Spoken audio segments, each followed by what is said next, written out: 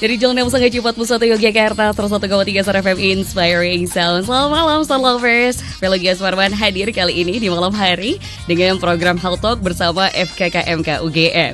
Star Lovers, tentunya kesehatan jadi modal utama untuk kita ya, menjalani hidup dengan sukacita. Nah, di situasi yang serba cepat ini tentunya juga banyak banget situasi kesehatan yang berevolusi dengan cepat juga. Salah satunya adalah situasi dari kanker serviks. Sedangkan kalau kita lihat lagi nih Star Lovers ya, kanker serviks bukan cuma tentang diagnosis, tetapi juga tentang pencegahan, terus juga pengobatan dan dukungan dari orang-orang terdekat. Nanti kita akan ulik juga apa sih misalkan penyebab utama kanker serviks, terus juga bagaimana cara mencegahnya, dan beberapa hal yang berkaitan dengan hal tersebut Star Lovers. Nah, di malam hari ini Star Lovers bisa simak aja obrolan Gia bersama dua narasumber yang nanti akan Gia kenalkan tentunya, yang luar biasa sekali sudah bergabung bersama kami secara online di line Zoom tentunya Star Lovers ya. Dan Star Lovers juga kalau misalkan mau bergabung, mau bertanya atau juga merespon gitu kan, atau segera menyapa juga bisa, langsung hubungi saja di nomor WhatsApp 0818621013. Tapi sebelumnya kita akan berkenalan terlebih dahulu dengan dua narasumber kita. Sudah ada Profesor Dr. Irianiwati SPPAK dari Departemen Patologi Anatomi FKKMK UGM RSUP Dr. Sarjito. Selamat malam dokter. Selamat malam. Gimana kabarnya dok? Terima kasih sudah diundang. Dengan senang hati. Gimana kabarnya malam hari ini dokter? Kabar baik. Kabar baik. Terima kasih juga sudah bergabung bersama kami di malam hari ini. Semoga Dok Iriani juga Dokter Iriani sudah siap banget ya untuk kita tanya-tanya, untuk kita juga mendapatkan ilmu yang luar biasa di malam hari ini. Dan ternyata kalau Gia boleh memanggilnya juga tidak hanya dokter, mungkin Profesor Irianiwati gitu kan. Ini juga sudah ditemani dengan seseorang yang luar biasa juga. Sudah ada salah satu rekan sejawatnya ini Star Lovers ya. Sudah ada Dr. Muhammad Nailul Fahmi SPOGK atau Sub SPONK Departemen Obstetri dan Ginekologi FKKMK UGM RSUP Dr. Sarjito. Mungkin disapanya dengan Dr. Fahmi ya. Selamat malam Dr. Fahmi, gimana kabarnya? Selamat malam. Baik saja, alhamdulillah, luar biasa. Luar biasa. Ini dua-duanya kayaknya lagi di situasi yang berbeda ya. Yang satu kayaknya ada di planet lain gitu kan. Kalau yang satu ini di planet yang kita sudah kenal gitu. Sangat lumrah ya Prof ya. Nanti jangan-jangan setelah ini Prof Iriani juga bakal berpindah ke bulan mungkin seperti itu ya Prof ya. Oke, ini kayaknya situasinya semoga di malam hari yang lumayan syahdu, karena tadi siang sore juga kita sempat diguyur hujan di beberapa tempat atau di daerah di Yogyakarta gitu. Tapi semoga Prof Iriani dan juga Dr. Fahmi ini masih sehat selalu dan juga masih punya energi untuk memberikan segala informasi yang berkaitan dengan kanker serviks. Karena kanker serviks cukup dekat dengan kita begitu ya Profesor dan juga Dr. Fahmi, bahwa memang kanker serviks jadi satu bahasan yang saat ini di satu sisi menjadi bahasan yang kayaknya cukup lumrah diobrolkan, tapi di beberapa situasi juga masih perlu kita kenal atau kita gali lebih dalam seperti itu. Baik Star Lovers, biar kita tidak makin penasaran, biar kita juga semakin tahu apa sih tentang kanker serviks dan penyebab lainnya, kita langsung tanyakan aja deh bersama Profesor Irianiwati mengenai sebetulnya apa sih kanker serviks itu dan apa aja gejalanya nih dok. Monggo. Yes. Jadi kanker serviks, kalau kita berbicara tentang serviks itu merupakan bagian dari rahim. Jadi rahim itu ada bagian yang di badannya rahim, dan ini bagian leher rahim yang langsung berhubungan dengan vagina. Bagian leher itu yang kita kenal secara medis dengan nama serviks, sehingga lebih dikenal sebagai kanker serviks atau kanker serviks uterus. Nah, kanker serviks ini secara epidemiologi menduduki frekuensi atau secara insidensi bisa nomor 1, nomor 2 setelah kanker payudara. Jadi pada wanita antara kanker payudara dan kanker serviks seringkali payudara nomor 1, serviks nomor 2, dan kadang tetapi kedua tumor itu merupakan kanker terbanyak pada wanita. Nah, seringkali kanker ini karena letaknya mungkin di organ intim, sehingga gejala-gejala yang awal mungkin merupakan tanda itu sering oleh pasien dikesampingkan, mungkin ada keengganan untuk berperiksa. Tapi yang paling sering sebetulnya adalah selain mungkin keputihan dengan tanda khusus, atau mungkin ada kalau kami mengatakannya sebagai kontak bleeding. Jadi pada waktu berhubungan itu kemudian ada bercak perdarahan. Biasanya itu tanda yang bisa disebutkan sebagai tanda awal sebelum tumor itu menjadi besar sehingga menimbulkan perdarahan yang cukup banyak ataupun luka, koreng dan sebagainya.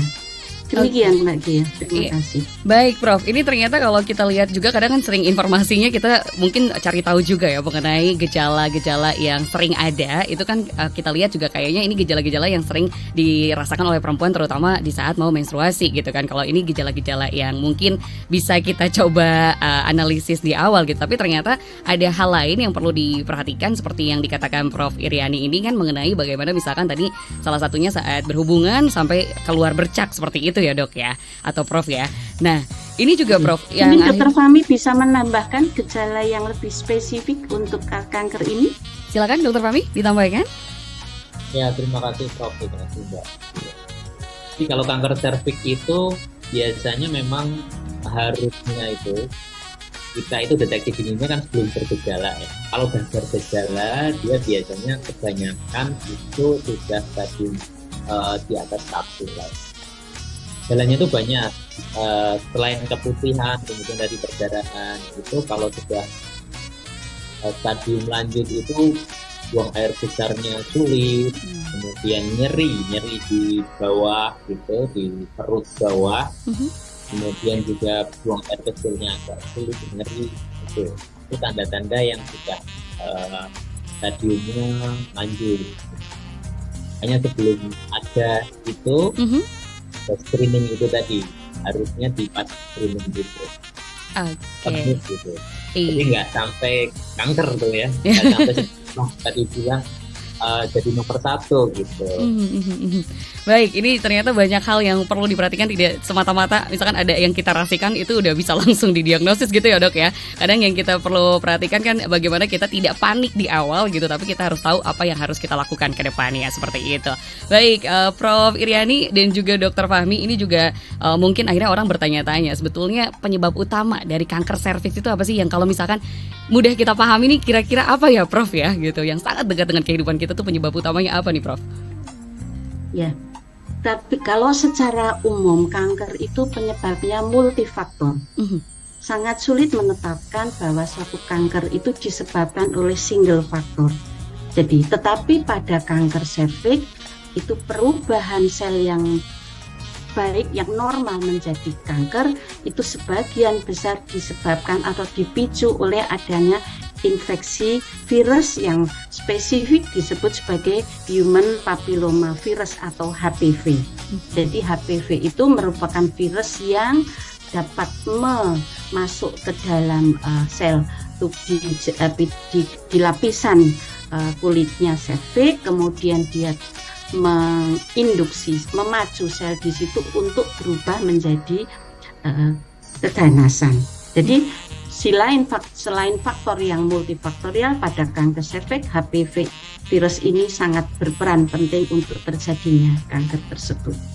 Oke, jadi ada satu peran penting dari salah satu virus ternyata ya Prof ya, yang ini juga sangat jadi mempengaruhi multifaktor itu yang mungkin ini bisa dikatakan satu dari sekian faktor gitu. Tapi Dokter Fahmi, kalau misalkan dari tadi ya dari HPV itu gitu, sebetulnya ada situasi HPV itu hadirnya dari mana nih biasanya Dokter Fahmi? Apakah ini dari misalkan pola hidup aja atau ternyata ada situasi-situasi tertentu nih Dokter Fahmi? Ya, kalau HPV itu bisa dari kontak seksual maupun non seksual. Jadi kalau non seksual itu kayak seperti kita yang biasanya kerjanya di yang berhubungan dengan misalkan pap smear itu sendiri, periksa pasien-pasien itu juga bisa ada laporan di kena di tangan gitu ya, HPV pas di tangan itu ada jadi kayak kutil gitu. Nah, tapi yang paling banyak memang kontak seksual. Selain itu ada juga misalkan dari itu tadi penularannya, kemudian dari ada yang laporan juga dari hidup atau dari barang-barang zat yang kena itu ada HPV-nya.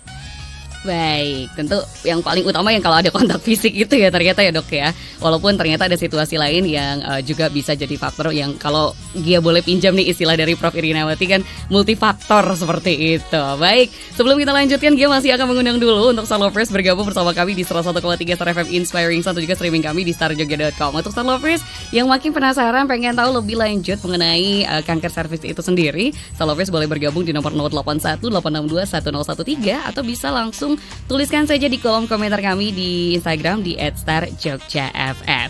Sambil menunggu Prof. Iriani dan juga Dr. Fahmi, kita bakal ngobrol lagi nih. Tadi kan udah tahu ya, misalkan gejalanya gimana, kemudian juga penyebab utamanya apa. Nah akhirnya untuk di awal ini juga kita kan pengen tahu nih, misalkan apa sih langkah-langkah yang bisa diambil untuk kita bisa mencegah hadirnya kanker serviks itu. Monggo Prof. Iriani. Terkait dengan virus, karena virus itu sangat juga akan terkait dengan daya tahan tubuh kita.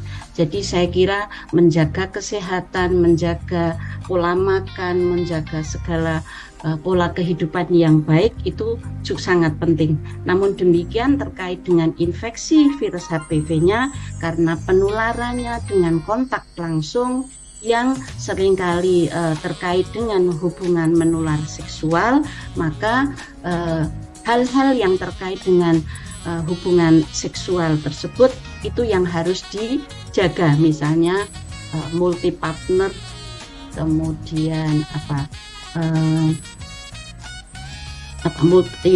yang paling multi partner atau tidak menggunakan alat kontrasepsi yang bagus untuk orang-orang dengan risiko tinggi. Oke. Nah kalau orang-orang Fahmi bisa menambahkan. Nah ini juga. Kalau olahraga saya kira iya, karena itu terkait dengan ini peningkatan daya tahan tubuh kita. Baik. Ini ternyata situasi-situasi yang lain juga ya. Nah ini akhirnya mungkin Dokter Fahmi bisa menambahkan mengenai tadi kan disebut juga sama Prof. Iriani tentang orang-orang yang mungkin lebih beresiko. Nah itu juga mungkin boleh dijabarkan lebih lanjut Dokter Fahmi. Monggo. Ya, terima kasih. Sebenarnya betul kata Prof. Iriani ya. Jadi karena itu pada semua kanker harus mempunyai daya tahan tubuh yang bagus. Itu pencegahan yang tidak hanya di kanker serviks. Untuk di kanker serviks sendiri, seperti tadi kan karena virus, jadi kita mencegahnya itu tentu saja paling bagus ya nggak berhubungan seksual ya, tapi nggak mungkin ya. Oke. Orang yang menikah kan, orang yang menikah bereproduksi jadi nggak mungkin. Nah kemudian ada vaksin, itu namanya primary prevention. Sebelum terkena, belum hubungan seksual kita udah vaksin dulu harusnya seperti itu. Terus ya usia 9 tahun itu sudah mulai boleh vaksin. Kemudian kalau misalkan sudah aku nggak vaksin ini, saya udah nggak vaksin, udah usianya udah 20-an udah menikah gitu kan. Nah tadi seks ya, jadi seks yang safe lah ya, boleh pakai kondom atau kalau enggak ya satu pasangan aja, atau misalkan kita lihat misalkan kitanya main seks tapi pasangannya enggak, ini juga kitanya satu pasangan tapi pasangan kita satu pasangan itu kita juga kan gitu. Faktor resikonya banyak. Kalau selain multi partner tadi ya partnernya juga nggak multi partner gitu, itu sih. Kemudian pada HIV misalkan ya, pasien imunokompromis itu juga perlu screening. Jadi ada primary prevention sama secondary prevention, dan ketiga itu yang melalui screening seperti yang dari HPV DNA dan lain-lain. Oke, ternyata banyak juga ya yang perlu kita lakukan, kita perhatikan. Gak cuma misalkan ini pasti berhubungan dengan gimana kita mau memutuskan berkeluarga atau berpasangan dengan seseorang gitu. Karena kalau dari Dokter Fahmi sendiri kan bilang tadi jangan sampai kitanya safe, orang yang jadi partner kitanya kurang safe gitu kan. Apalagi memang situasinya tidak terbuka. Nah ini juga Star Lovers perlu dihati-hati ya. Memang tidak hanya bibit bebet bobot gitu, tapi bagaimana situasi kesehatan juga jadi nomor utama. Misalkan di saat Star Lovers memilih untuk misalkan menjalani hubungan nih yang intim gitu, intimate secara relasi romantis juga ini sangat perlu dipertimbangkan. Dan mungkin makanya kenapa mungkin ini ya Prof, adanya situasi pemeriksaan kesehatan gitu sebelum kita menikah. Ini juga berkaitan dengan situasi serviks ini berarti ya Prof? Ya, betul. Jadi karena ini sebetulnya kalau infeksi HPV itu masuk ke dalam tubuh seseorang, untuk sampai muncul terjadinya kanker itu tidak cepat. Membutuhkan waktu yang cukup lama, antara 10 sampai 15 tahun sampai akhirnya menjadi kanker. Itu sebabnya maka sebetulnya kanker serviks itu bisa dideteksi dini dengan pap smear. Ini salah satu-satunya kanker di dalam tubuh manusia yang ada metodenya untuk mendeteksi perubahan sel di dalam tubuh kita dari awal sampai perkembangannya menjadi keganasan, karena waktunya tidak singkat gitu. Jadi memang pap smear merupakan metode andalan untuk menemukan, men-screening dan menemukan kanker pada stadium yang seawal mungkin. Oke, ini sudah dikasih clue sama Prof. Iriani dan juga Dr. Fahmi, ada salah satu metode yaitu pap smear untuk kita ternyata mendeteksi lebih awal ya, karena ternyata prosesnya tidak langsung gitu. Kalau kita sudah didiagnosis, pertumbuhannya juga sebetulnya masih bisa kita cegah saat kita sudah didiagnosis juga berarti ya Dok ya, seperti itu ya Prof. Makanya kenapa alangkah baiknya kita melakukan pap smear itu sendiri. Oke, tapi jangan langsung di-spill lagi Prof. Iriani dan juga Dr. Fahmi, karena biar makin penasaran nih Starlovers, kita juga sambil nunggu Starlovers bergabung bersama kami di nomor 0818621013. Kita akan break sejenak terlebih dahulu dan kita akan kembali setelah pesan-pesan berikut ini.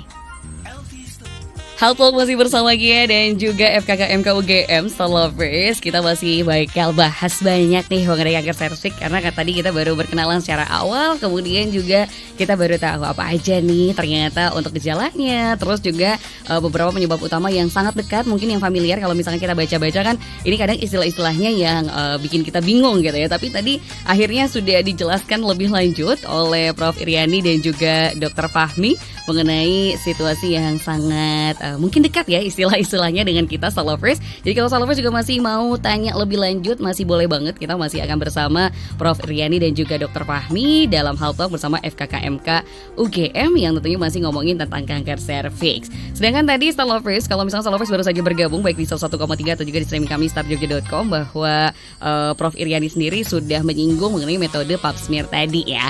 Nah, kita pengen dijelaskan lagi dong Prof. Iriani mengenai pap smear, mungkin buat teman-teman atau Starlovers yang baru aja bergabung, sebetulnya pap smear ini teknisnya seperti apa dan untuk apa gitu, kalau misalkan kita mau melakukan pap smear sendiri, atau apakah pap smear ini akan disarankan oleh dokter di saat kita berkonsultasi langsung. Monggo Prof.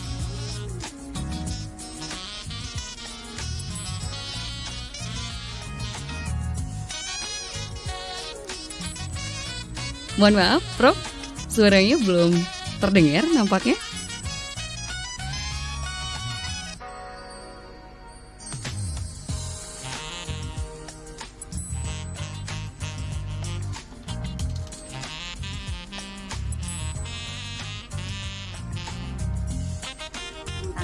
Teknik untuk pengambilan sampel pap smear-nya, nanti setelah itu sampel akan dikirim ke laboratorium kami.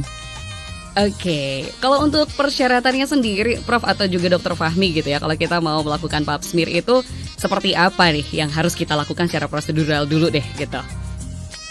Oh enggak Dr. Fahmi? Ya, terima kasih. Ini dari teknis dulu ya, secara teknis nanti kita mengambil sampel atau cairan dari dalam vagina, kalau dari serviksnya itu, jadi dibuka, diperiksa dulu vaginanya pakai alat ya, kayak gitu. Jadi kita lihat mulut rahimnya, serviksnya, kemudian baru kita ambil sampelnya dari mulut rahimnya. Nah, cuman ada beberapa teknis yang mungkin perlu diperhatikan, seperti anti menstruasi apa enggak, karena kalau sudah menstruasi itu nanti dokter mungkin membacanya agak repot ya kalau pap smear konvensional. Nah, kalau pap smear mungkin yang sekarang saya kurang tahu nanti diteruskan. Kemudian selain itu misalkan habis hubungan itu, misalkan masih ada spermanya di situ, nah itu juga mengganggu apa enggak? Kalau kita sih biasanya melarang pasien kalau masih berhubungan dalam waktu 2 kali 24 jam, itu biasanya kita nggak pap smear dulu atau makin harusnya mungkin seperti itu, atau bisa self sampling itu ngambil sendiri, sekarang alatnya udah ada tuh, dimasukin sendiri, ngambil sendiri. Jadi nanti butuh tutorial yang Betul, situasinya tetap butuh ini ya, butuh pendampingan ya dok ya, situasinya ya. Betul. Kalau masuk lubang belakang mungkin gitu, mungkin dokter Ir, monggo Prof.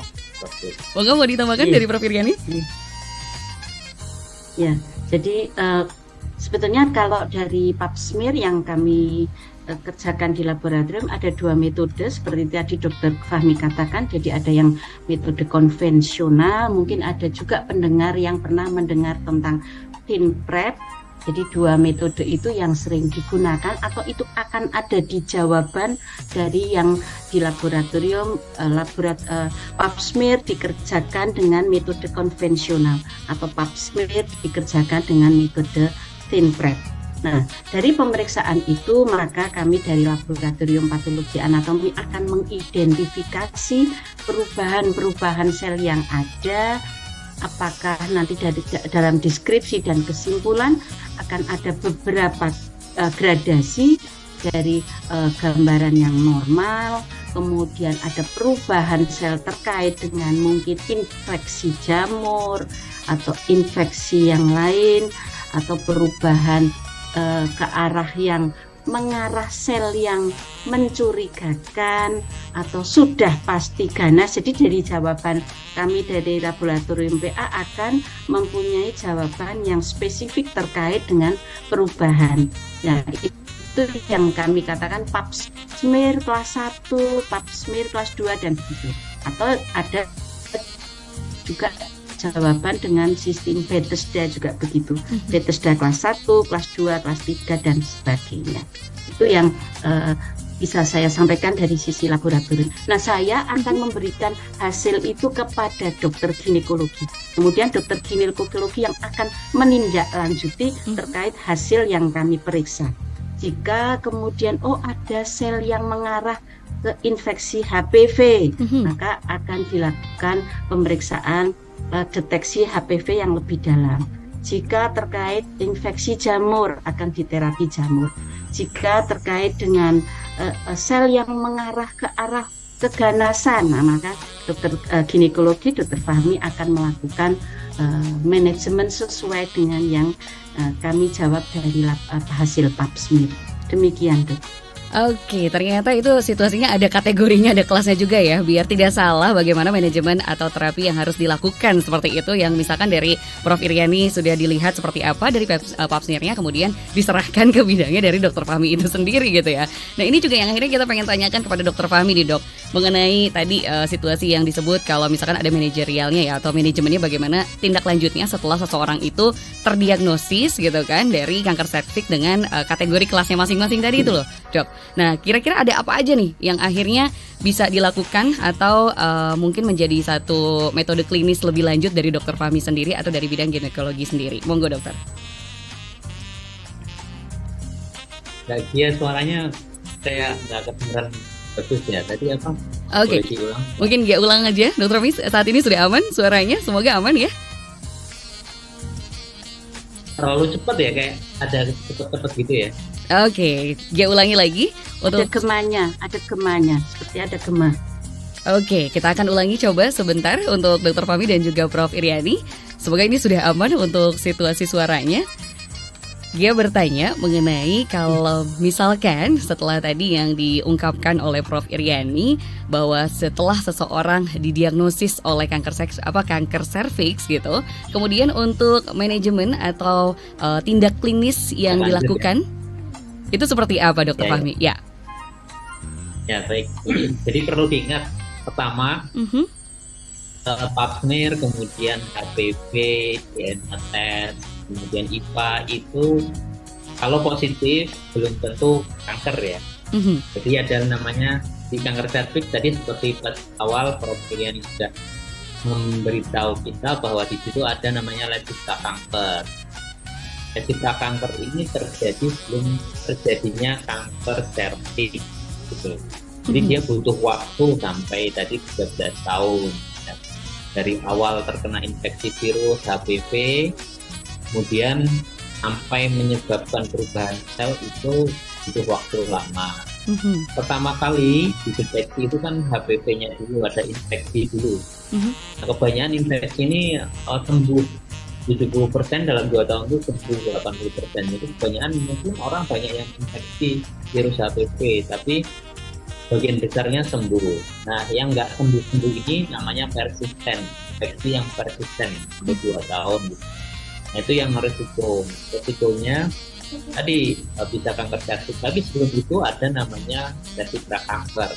Lesi prakanker itu sendiri bisa didiagnosis melalui beberapa cara, salah satunya pap smear, kemudian IPA test, kemudian ada lagi HPV test. Ketika tes itu positif, maka kita akan melakukan pemeriksaan lebih jauh, yaitu melihat mulut rahimnya atau leher rahimnya itu ada luka apa enggak.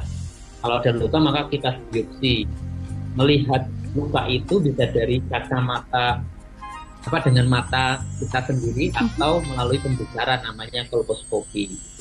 Jadi nanti dilihat di situ ada luka apa enggak. Kalau ada luka kita biopsi namanya, kita ambil sampel baru setelah itu diagnosis tuh ada lesi prekanker atau kankernya apa enggak, sel-selnya sudah seberapa yang kena. Baru kalau selnya berapa yang kena itu ditetapkan apakah masih lesi prekanker ataukah sudah kanker serviks. Kalau masih lesi prekanker maka bisa sembuh total 100% gitu. Kanker serviks pun bisa sembuh total 100%, tapi pada yang stadium awal gitu ya. Nah, yang stadium agak lanjut itu kita butuh follow up terus. Jadi terkontrol gitu aja kata-katanya. Kita nggak ngomong sembuh. Mungkin itu dulu. Baik, ini juga kadang orang kalau melihatnya dengar kata kanker serviks udah langsung takut begitu ya Prof. Iriani dan juga Dr. Fahmi. Makanya tapi sebetulnya tadi sudah dijelaskan oleh Dr. Fahmi bahwa tergantung situasinya atau levelnya. Di saat memang masih stadium awal atau misalkan masih di situasi awal, ini masih bisa sembuh total seperti itu. Apakah Prof. Iriani dan juga Dr. Fahmi masih bisa mendengar secara jelas suara Gia di obrolan kita malam hari ini?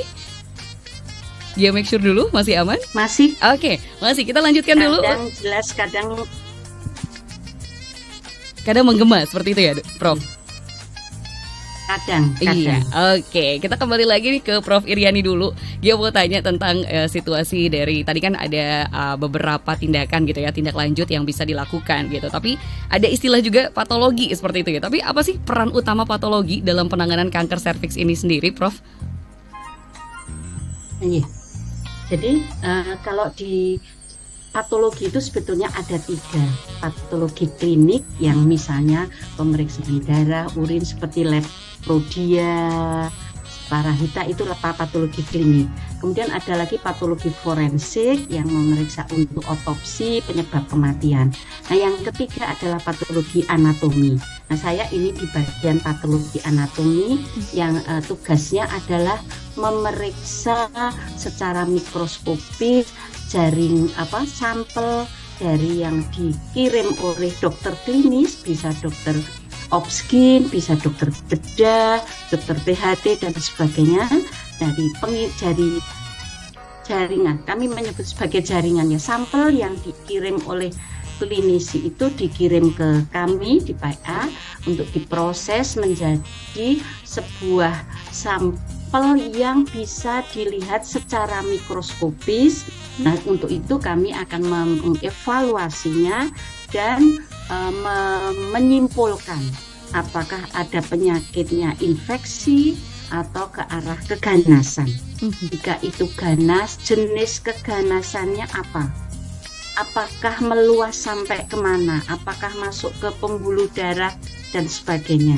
Nah, itu maka tugas dari patologi anatomi adalah menegakkan diagnosis suatu penyakit dari sampel yang dikirim dokter klinisi untuk ditetapkan sebagai suatu keganasan atau bukan keganasan. Jika bukan keganasan, apakah infeksi dan sebagainya, untuk supaya dokter klinis dapat melakukan manajemen lebih tepat sesuai diagnosis kami. Demikian Mbak Kia. Berarti patologi anatomi yang dilakukan misalkan oleh Prof. Iriani sendiri itu akan membantu bagaimana misalkan terapi yang akan dipilih. Seperti itu juga ya Prof, untuk tindak lanjut pengobatannya bagi pasien yang sudah terdiagnosis kanker serviks. Seperti itu? Mohon maaf Mbak Kia, saya kurang menangkap. Oke. Dia ulangi lagi, apakah dari patologi anatomi terkait tadi? Kanker serviks ya, terkait kanker serviks. Ya. Mungkin akan dia ulangi dulu, Prof. Iriani, kalau misalkan tadi belum jelas apa yang dia sampaikan, mungkin juga Dokter Fahmi nanti bisa menambahkan gitu mengenai situasi patologi anatomi tadi kan yang dia anggap itu sebagai satu langkah awal. Bagaimana misalkan nanti dokter klinis juga akan memberikan terapi yang tepat gitu ya untuk pasien yang didiagnosis kanker serviks tadi sesuai keganasan dan lain sebagainya. Seperti itu ya, Dokter Fahmi? Iya. Ya. Baik. Prof. Iri dan juga Dr. Fahmi, mungkin ini juga kita bakal bergabung dulu bersama Star Lovers yang sudah bergabung bersama kita di nomor 0818621013. Dan ini langsung mempertanyakan mengenai tadi ya, kalau misalkan kita mau melakukan pencegahan, kita mulai kapan sih boleh melakukan pap smear itu sendiri? Mungkin dari Dr. Fahmi dulu, silakan Dok. Kira-kira umur berapa nih yang paling tepat katanya dari Star Lovers bertanya untuk kita melakukan pap smear atau beberapa pencegahan yang berkaitan dengan kanker serviks? Silakan. Ya, kalau untuk melakukan pemeriksaan deteksi dini atau screening itu sebetulnya 3 tahun setelah hubungan seksual. Kalau 3 tahun sudah hubungan seksual, 3 tahun setelahnya ya, baru kita boleh melakukan screening. Karena dalam misalkan dia baru 1 tahun melakukan hubungan, dia biasanya terjadi infeksi HPV. Bisa itu biasanya sembuh sendiri, jadi masih normal tuh dalam 1 tahun 2 tahun tuh harusnya masih normal. Dia baru bisa terjadi efek sel-sel tadi yang selnya berubah itu setelah 1 tahun. Nah usianya macam-macam di guideline itu. Kalau di Amerika 21 tahun sudah direkomendasikan boleh melakukan ini. Kalau di kita rekomendasinya di usia 25 tahun itu 25 tahun. Tapi kalau sebelum itu kemudian dia sudah melakukan hubungan seksual 3 tahun setelahnya juga boleh. Tapi di bawah 21 tahun itu tidak direkomendasikan karena kejadian kanker serviks di bawah usia 21 tahun itu sangat rendah. Jadi cut off-nya di 21 tahun atau 3 tahun setelah menikah atau berhubungan aktif. Baik, ternyata itu ya situasi waktu yang tepat kapan kita bisa mulai gitu melakukan screening dengan pap smear dan beberapa metode lain ya. Ini juga ada pertanyaan lagi, Dr. Fahmi dulu mungkin ya Prof. Iri nanti bisa ditambahkan gitu mengenai situasi yang ditemukan di beberapa misalkan klinik vaskes, bahwasanya misalkan ada layanan BPJS yang memberikan masyarakat ini kesempatan untuk melakukan pap smear dengan tidak ada biaya gitu, tidak dipungut biaya. Hanya saja ini ada batasan usianya adalah minimal 30 tahun gitu Dr. Fahmi. Nah ini apakah untuk alasan situasi kesehatan atau ini ada alasan lain, memang ini mungkin sesuai dengan situasi administrasinya saja? Monggo Dr. Fahmi. Oh ya, pertama kalau dari pemerintah kita itu screening itu programnya di 30 tahun sampai 65 tahun. Jadi mungkin itu karena program usia-usia tersebutlah insidensi kanker serviks terbanyak. Nah, otomatis BPJS menyesuaikan programnya. Tapi terakhir ini dari HOGI itu guideline dikeluarkan 2023. HOGI itu perkumpulannya onkologi obstetri, onkologi kandungan gitu ya. Yeah. Merekomendasikan di 25 sampai 65 tahun, jadi lebih maju usianya mungkin karena perilaku seksual yang berbeda untuk saat ini lebih maju. Jadi itu kenapa mungkin BPJS itu ya karena sesuai program pemerintah. Pemerintah kan kenapa ngambil itu kan dia mesti mengukur budgetnya berapa gitu kan. Betul. Jadi ya mungkin ambil di 30 tahun.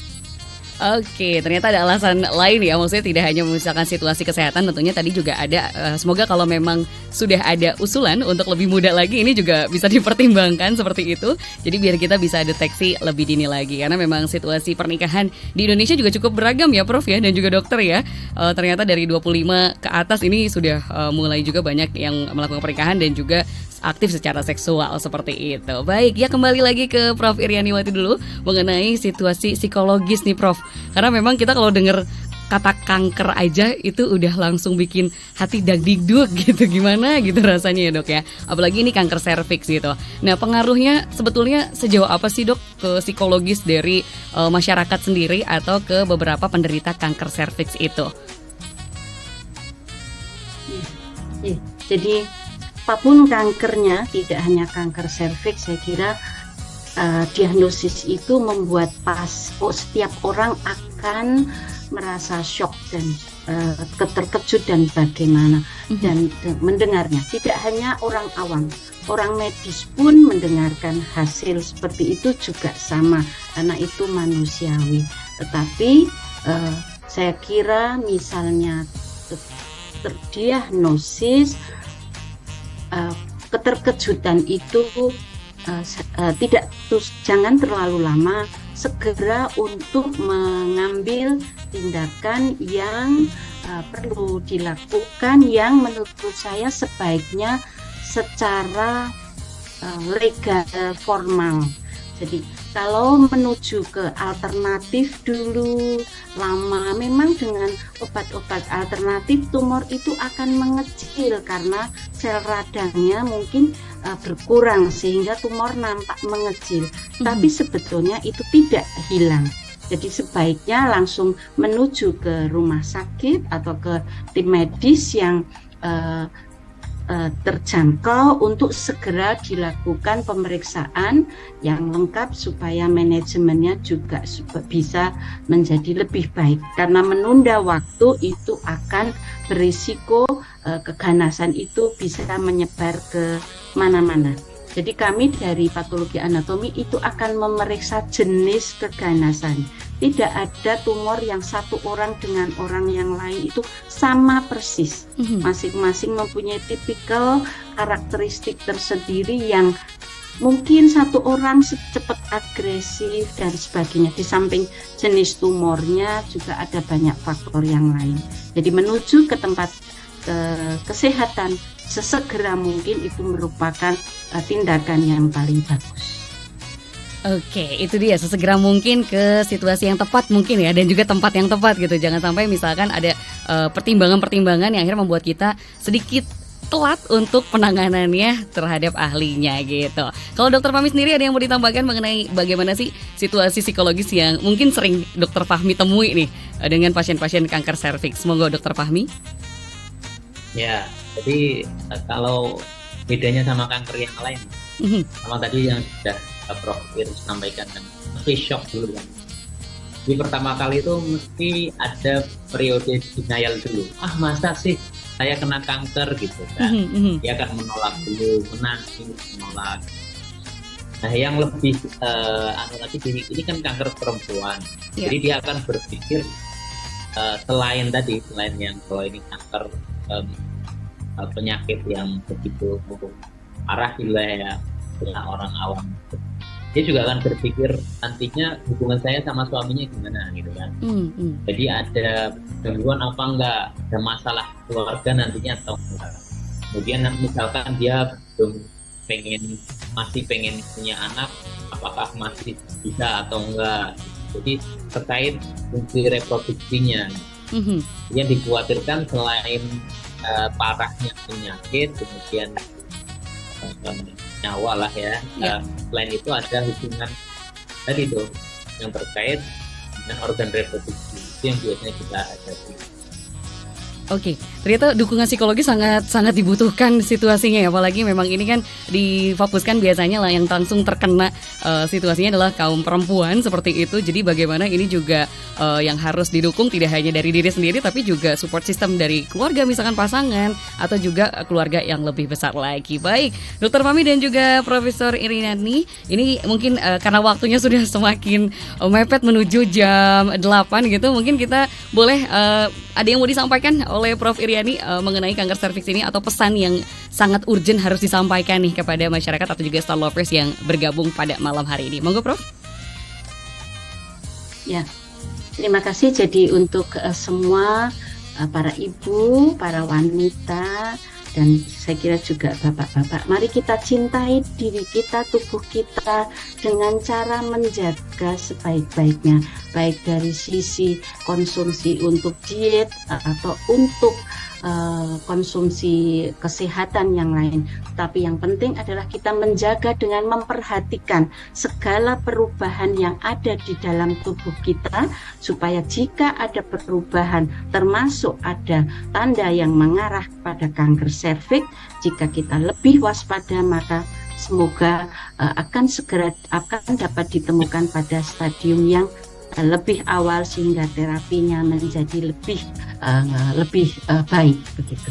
Saya kira demikian dari saya. Terima kasih Prof. Silakan untuk Dr. Fahmi ditambahkan yang mau disampaikan untuk Star Lovers yang malam ini bergabung bersama kami. Oh ya, closing ya Pak ya? Ya.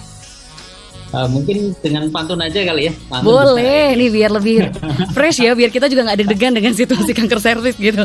Mau nggak Dr. Fahmi? Jalan-jalan ke sungai yang Cakep. airnya bening. Cakep. Oh belum. Oh belum. Jalan-jalan ke sungai yang airnya bening. Cakep. Aduh cakepnya. Cakep. Oh ya, nah itu Prof. Ira. Jalan-jalan ke sungai yang airnya bening. Cakep. Bersama Cakep. pasangan yang berasal dari daerah asal. Jangan lupa. Cakep. Ya, udah, Lanjut. Cakep ya apa-apa lah ya. Cakep. Masih cakep. Tenang aja Dok. Oke, yang penting cakepnya. Marilah jangan lupa kita sama-sama screening agar di kemudian hari tidak menyesal. Cakep banget Cakep. ini closingannya. Terima kasih untuk Wah. Dr. Fahmi dan juga Prof. Iriani. Ini banyak sekali pesan-pesan dan bahkan tadi ya dari pantunnya aja udah langsung ke ulti. Jangan sampai kita telat Star Lovers untuk mencintai diri kita masing-masing dan juga tentunya mengenali diri kita biar kita tahu nih harus ngapain, harus kemana, dengan siapa, seperti itu. Sebelumnya kami ucapkan terima kasih dulu untuk Prof. Iriani dan juga Dr. Fahmi yang malam hari ini sudah berbagi informasi nih bersama Star Lovers. Semoga sehat-sehat selalu. Kita sayang sekali harus mengakhiri obrolan kita di malam hari ini bersama FKKMK UGM. Dan semoga kita berjumpa lagi di lain waktu. Untuk Prof. Iriani dan juga Dr. Fahmi, terima kasih banyak. Semoga kita bisa berjumpa di lain waktu. Baik, Star Lovers, kalau seperti itu saya Pelogia Suarman pamit beserta Terima dua. kasih. Baik, terima kasih Prof. Iri dan juga Dr. Fahmi. Kita ucapkan terima kasih juga untuk Star Lovers yang sudah bergabung bersama kami dari pukul 7 tadi hingga jam 8 malam ini. Dan tentunya Star Lovers jangan lewatkan, nanti setelah ini Gia masih akan menemani Star Lovers sampai dengan jam 10 malam nanti di Star On Air Hits. Untuk itu Gia pamit, stay happy, healthy, and wealthy. Sampai jumpa.